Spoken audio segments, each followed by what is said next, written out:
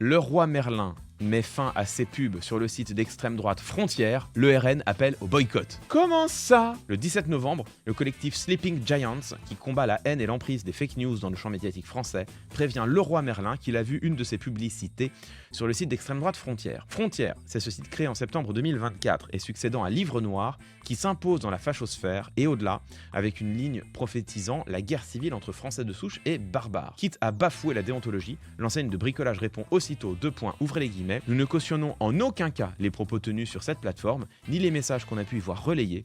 Le site a été ajouté à notre liste de blocage publicitaire, décide alors le géant du bricolage.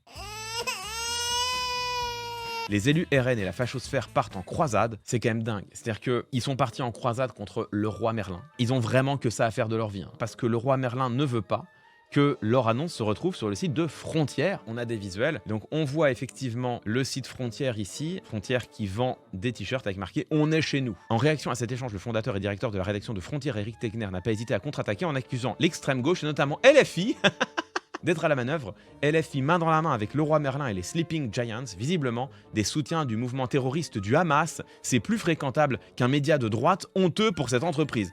Ah mais le confusionnisme là. Ce qui est dingue dans la réaction des députés, c'est que refuser que ta pub soit diffusée sur un site d'extrême droite, c'est appartenir à l'extrême gauche. Là où, historiquement, il y avait un cordon sanitaire dans les médias vis-à-vis de l'extrême droite, là où soutenir l'extrême droite, c'est ce qui te valait anathème et disqualification dans les médias, maintenant c'est dénoncer l'extrême droite qui te vaut d'être stigmatisé. On est passé par une phase où être d'extrême droite dans les médias, c'était acceptable, et on a maintenant atteint l'extrémité inverse du balancier, c'est-à-dire que maintenant, c'est dénoncer l'extrême droite qui te vaut d'être stigmatisé. Leroy Merlin, qui appartient effectivement à la famille Muliez, pas sûr que ce soit de grands soutiens de LFI. Mais c'est pas grave.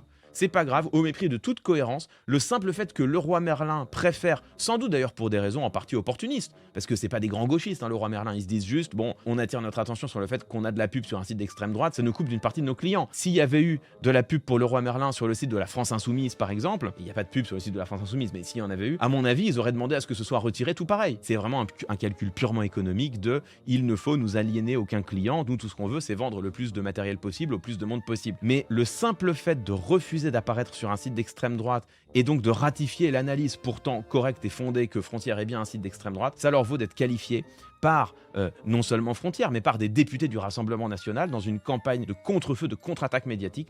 Ça leur vaut d'être qualifié de soutien de l'extrême gauche. C'est assez grave et ça vous montre jusqu'où on en est, quoi.